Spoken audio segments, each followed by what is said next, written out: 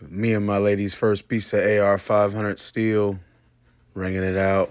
Wanted to show y'all what we came up with. Here. Let me throw my earplugs on. Before we... Yep. We good? Y'all good? Let's get sexy. Heat it up. I just made that target way out there. You can see with the orange dong on it. Like homemade.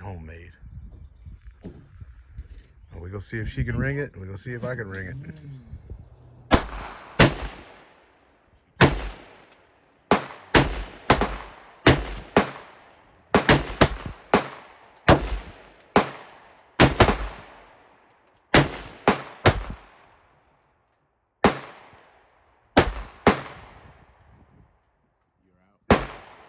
Round, open, you're out. All right, so you got a magazine already up there. Put the gun back in fire, like put the gun back in your fire position. You can drop your mag with your upstanding hand. Grab your new mag. I don't have to teach you how to do a mag machine. Yep. Send one home. Oh, okay. And there will be a new bolt release on it, so you don't have to get familiar with that right away. We're gonna get you an ambidextrous bolt release soon.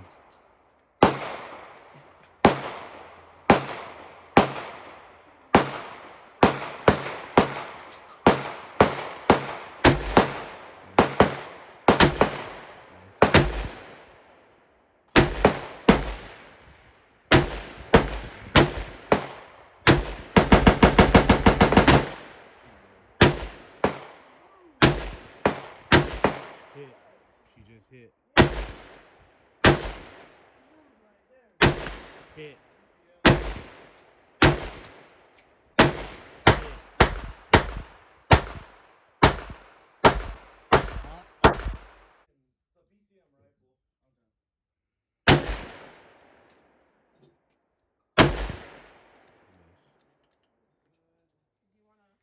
You're out. She got that sexy palmetto state in her sexy ass hands. She been ringing that steel all goddamn morning. Last mag, she ain't really did shit though. She probably got like 5 or 6 left in this mag. Then I'm getting on it. All right, let me kind of zoom. That's us. That's our orange gong.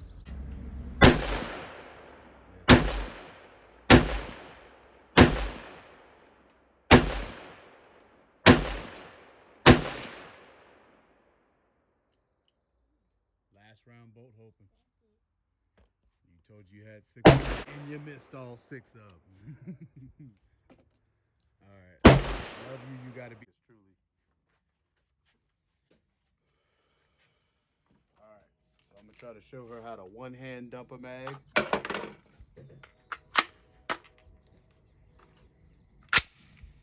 Very easy. Ooh, she hot. Mm-hmm. Now I see why you were having a little trouble. Yeah, it was hot. Thank you for putting the safety on.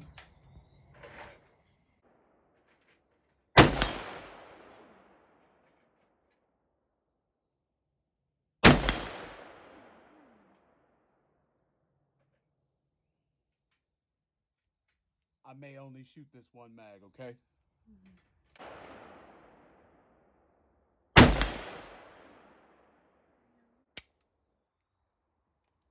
Malfunction. First one ever. Zoom out so you can see it. I can see it. First one ever. So we dropped the magazine first, as always.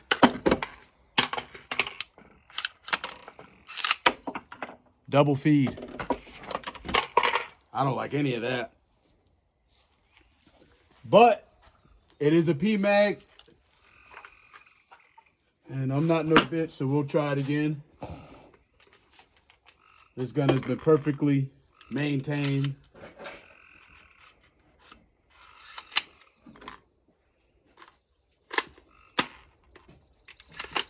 So this issue I self-created. This was me short shucking the charging handle and noticing it needed a cleaning right then and there. So carbon buildup plus user error. So at this point, it's too hot to mess with. And you had to set it down to even assess what was going on. But once cooled, you pop the pins. And then I was able to address the malfunction. Yeah, gotta kind of let this cool off. Oh, it's hot. All right, so continuation from the last video. If you've been watching, we've had one hiccup, and I'm gonna basically let you guys know I've already taken it apart. As you can see here, there's a galley of parts in front of me laid out on the soft pad. We're gonna clean it and we're gonna reassemble it. So for all who do not know, this is the PSA JAKL cleaning and reassembly video. I'm doing this as an insurance measure. I do want to go over with you what I found. Keep in mind, we are at round count about 450 to 500, just shy of 500, I believe. And I broke out my flashlight mount. We've got proper lighting. I'm gonna show you guys exactly what I am up against. All right, so this is the bolt or the piston with the BCG. Trying to shine this under the light with you. No real abnormal wear here.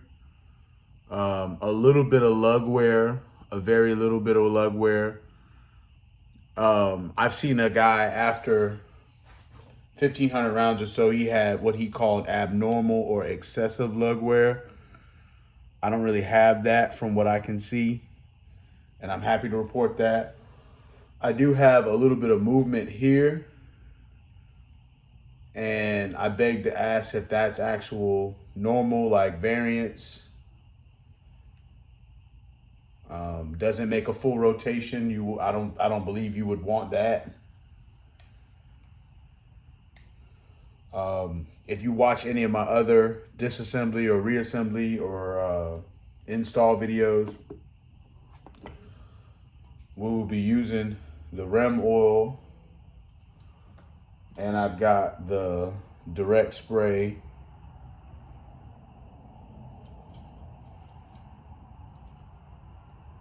A bit nervous. Obviously spent a good bit of money on this firearm. To have any issue wasn't really what I intended. The main thing that I was concerned with that I'm gonna try to show is here inside the channel where these lugs meet. This is where I thought I found a smoking gun. I've got metal debris in here, and from what I saw, I also had a little bit of wear to the inner lugs, and I know I can't show you this any better than I have it right here because of lighting. So I'm gonna lay this back down. We're gonna open up the Canic box. Within this box is a cleaning tool that I've never used on the Canic. Canic's got also 500 to maybe 550, 600 rounds through it. It's the rod.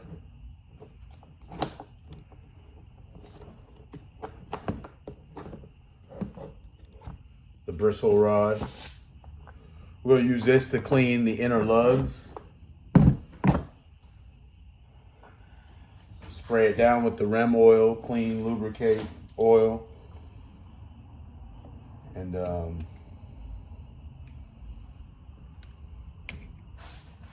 I'm not gonna soak this, but the back side of it, just give that a little, the body of this.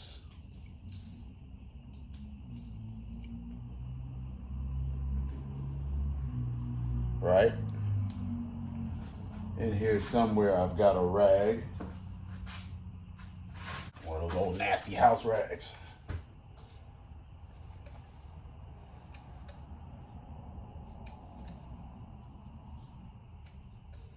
So I know I just oiled it up to dry it off, but there's so much carbon caked. And I don't believe every surface that I just put oil on, oil goes on.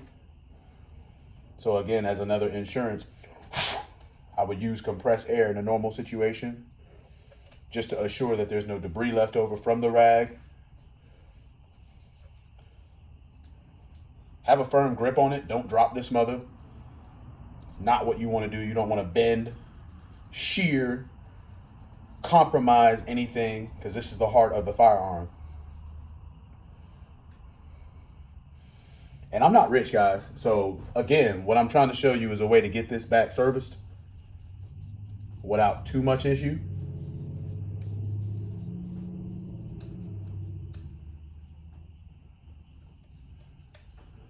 Yeah. I don't know if you can see that coming out of this rag. All right, so grabbed our tool. Use this tool to kind of brush off any excess fibers that don't belong.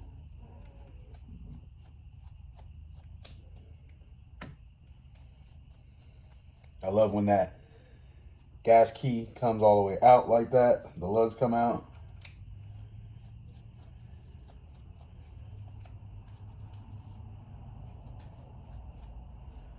All cleaned up, all better now. No debris on it. I'm looking at it. All right, lay that down. That's oiled up, cleaned. They don't have a thick coat of oil on it anymore, but from what I can see, it doesn't have this carbon caked all on it. So we're gonna move on to cleaning the rail with the lugs inside. So I'm gonna show you guys, and I normally would not do this, but I felt that this is what it needs. Every piece, I'm letting that oil seep down these rails. Letting that oil seep down these rails. I'm gonna hit the back side of the rails.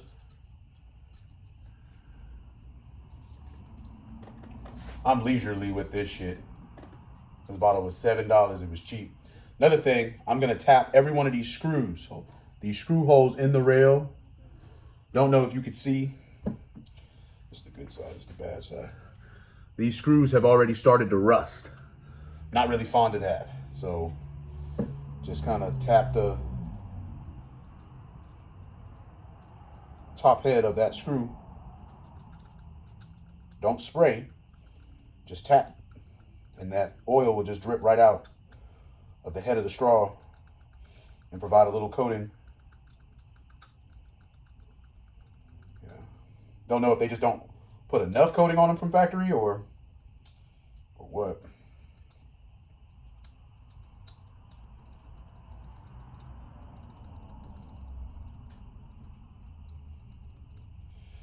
Word. Hot dog.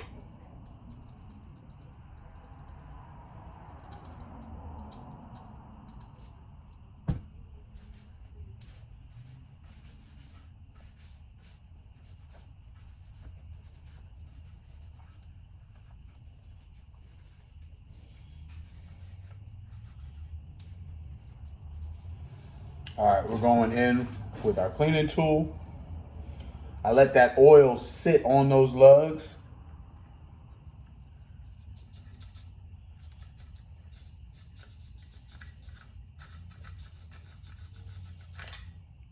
Dirty. All dirt. And let's see if I can kind of get a better, looks somewhat better, but there we go. Clean the face of the feed ramp.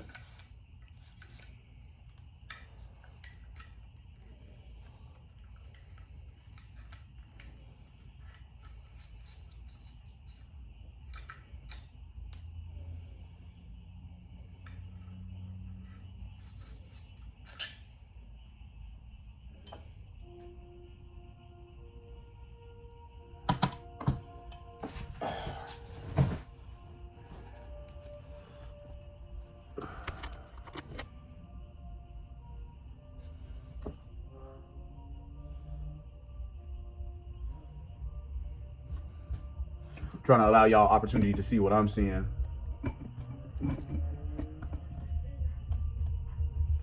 Yeah. Really? Can't even believe some of these fucking people. All right, so I'm gonna wipe down the rails. They've been heavily oiled. Lots of dirt on that rail. She gets dirty, y'all. She gets hot. She gets pretty dirty.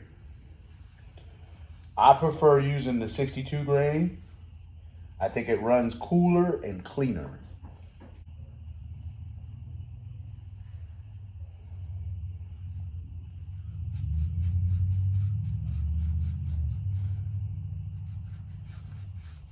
I think the 62 grain runs cooler and cleaner.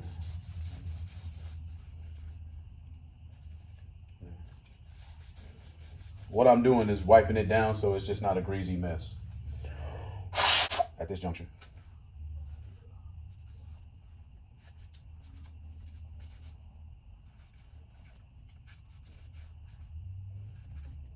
How do I feel about it? I'd feel better if I had a flipping Q-tip. So let's grab one of the old Q-tips and get in here real quick. That brush doesn't get everywhere.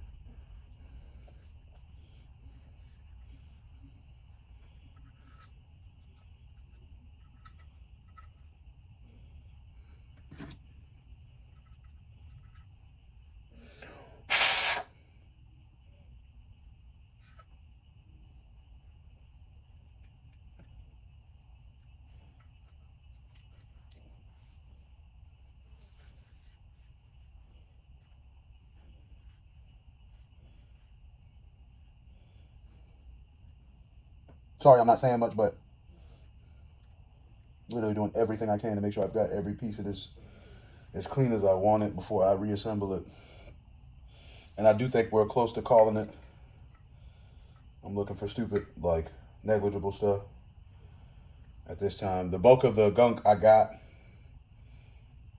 So this is going to be the part of the JAKL reassembly. If you've been watching this long in the video and stuck around, thank you. I hate to make this a 15, 30, 40-minute video, but we're going to go ahead and make this happen for you. If you were doing the disassembly part of this video, or, you know, the disassembly part of the JAKL, you would do everything I'm about to do in reverse order. Simple.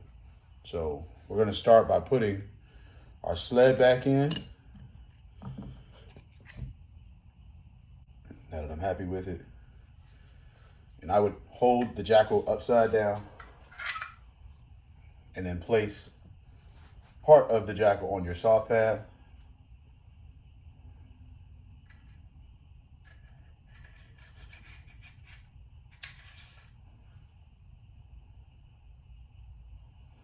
All right, now that you have it upside down, the cruiser, the sled, goes in holes downward, holes facing downward. Slide it down the triangular part of the sled. Oh, yeah, it does just slide. And literally just lays there.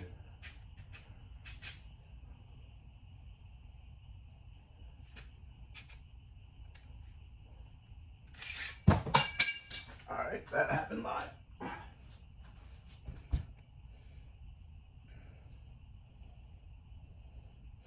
And I know what stops it from going any further once it gets to where it needs to be.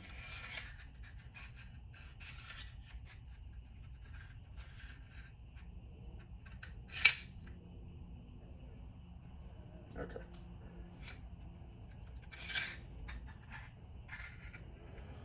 All right, so you line the sled up with the first ports, the hole, and then you would pick which side you would want your charging handle. And I usually run it on the opposite side of the ejection.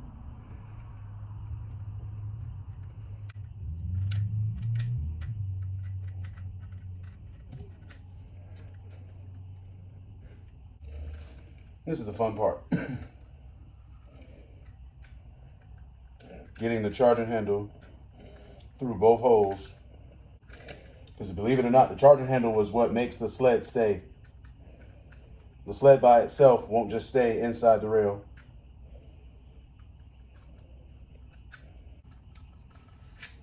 Yeah, but it don't hang like that, so that's where you got a problem.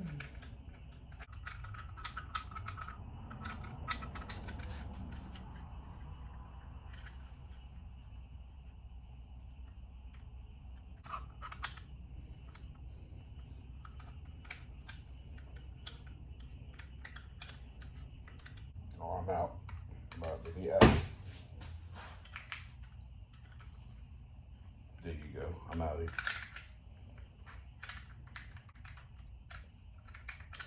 I'm out here. There you go. Lubricate the fuck out of that.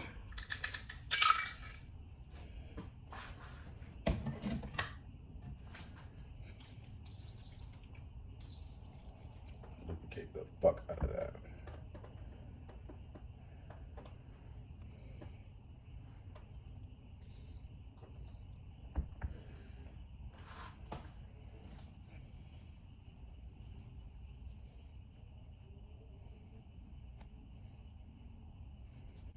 A little abnormal charging handle wear. Not really happy about that.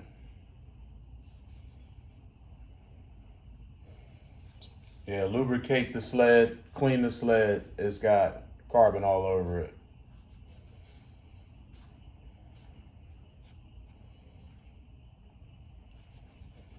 So we lubricated it, cleaned it, re-lube it.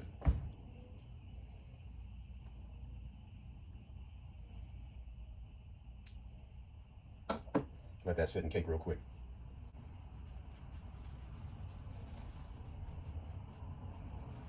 This has lube on it, but like a sheen, a little sheen, and it's cleaner now. So,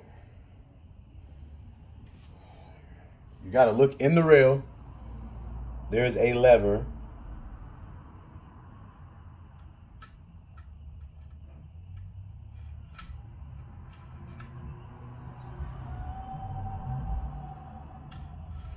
There's a whole channel for it.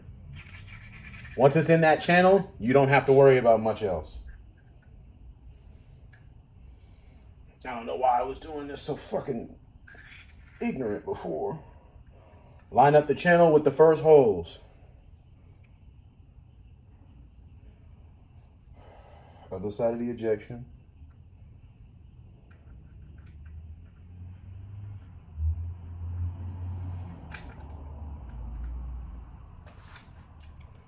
Don't let it fall out.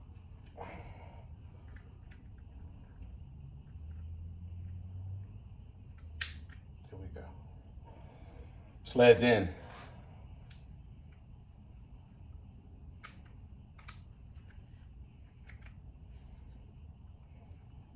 Oh, I want to move.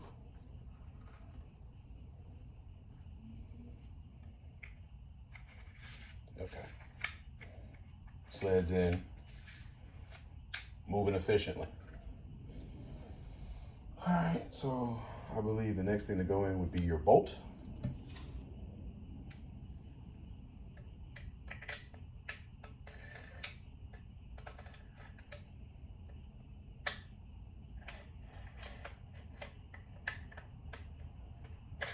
And word is that heifer should slide right in.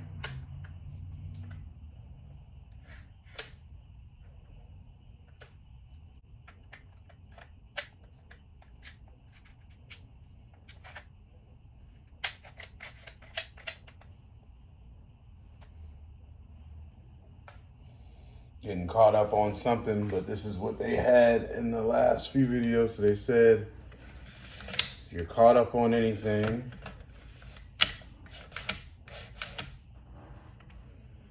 make sure you're in the last position.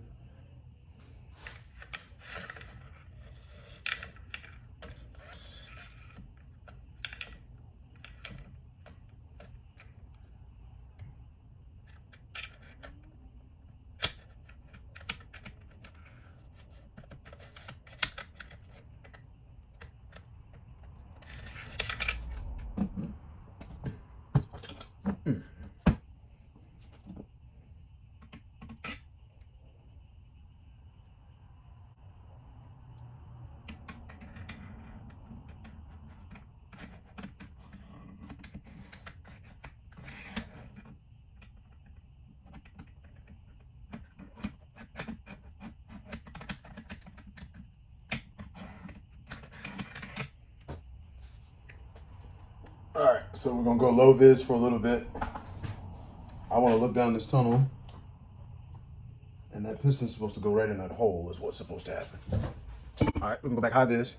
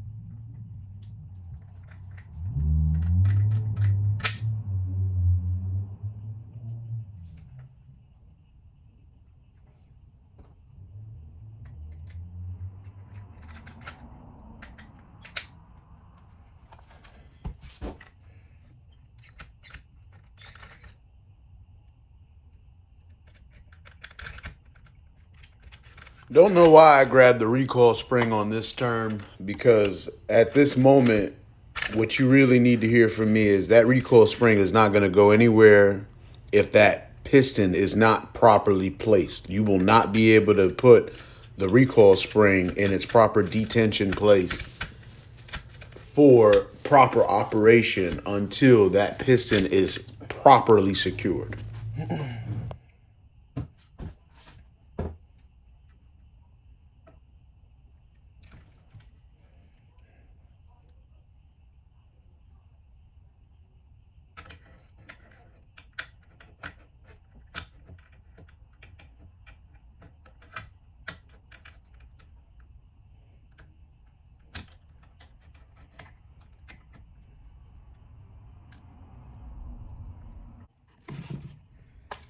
All right, like I said, sorry, we're gonna have you go low vis.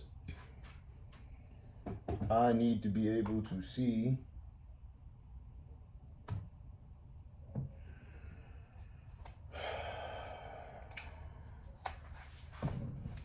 put the setup back high vis. What we're going for in a second. I'll be right back. I'm going to get a better flashlight.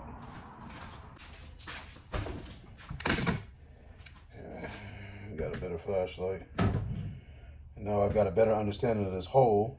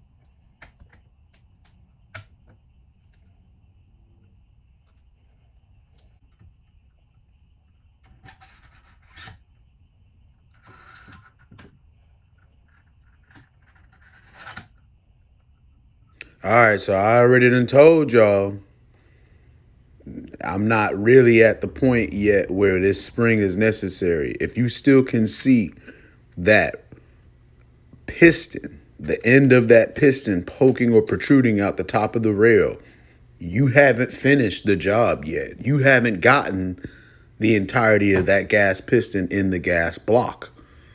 So right then and there is the giveaway that you shouldn't be using that spring. Jumping the gun still.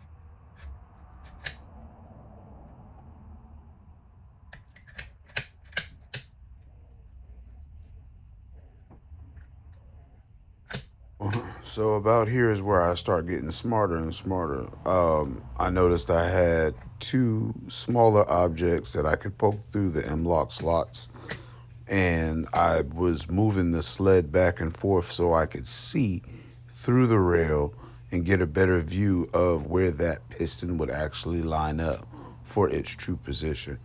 So the flashlight is helping me look through the M-lock slots. I actually got the piston halfway lodged in there, and I just needed to line up to the gas port.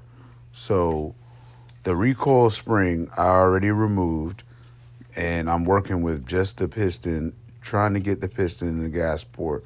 I'm using this tool, the backside of this cleaning tool, the cleaning rod I use to clean out the rail, and I'm basically maneuvering this piston into that gas port.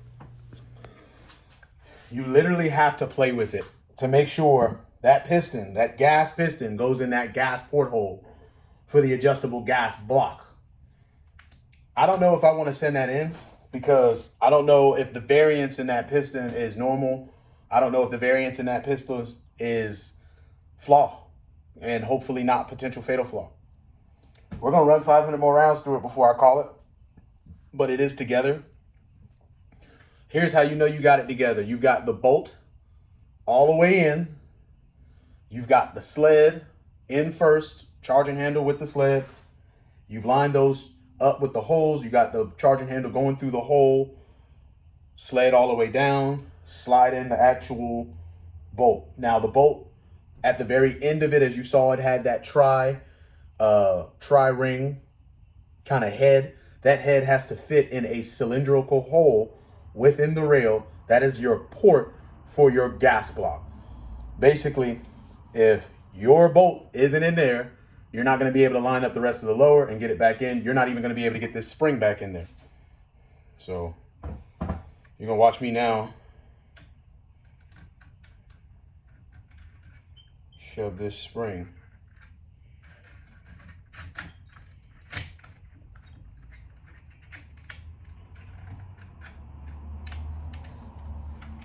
back in here. This is easy. Yeah. That's easy. Like any other AK, there's a recessed part at the top of the rail where the top of that spring adapter clips right in. No problem. None. So we've got to now completed upper. You put this on your now completed lower.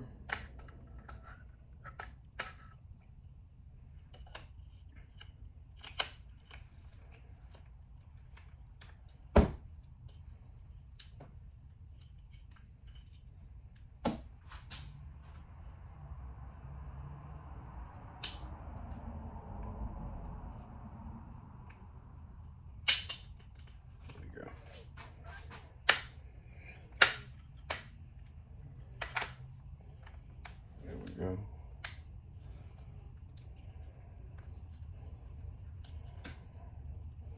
Gotta marry him.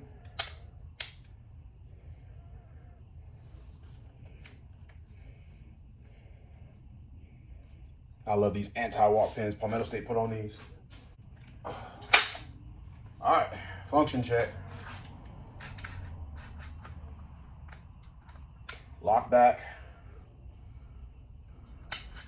Send home.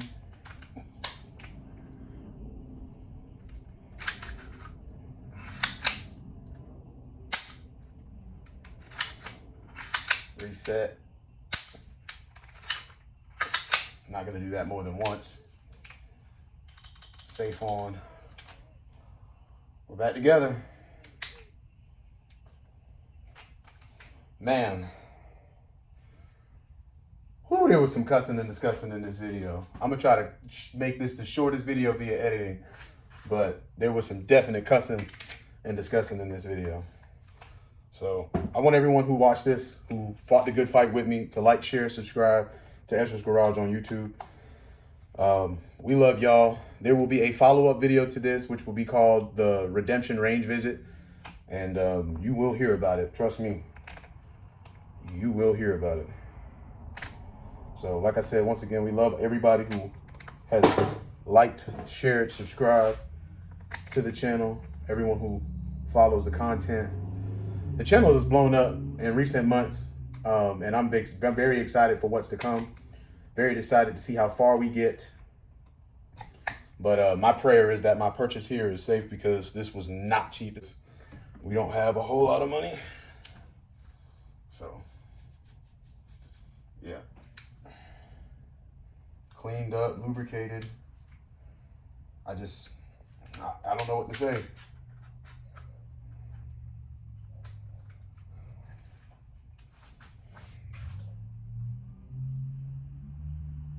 Yeah, man.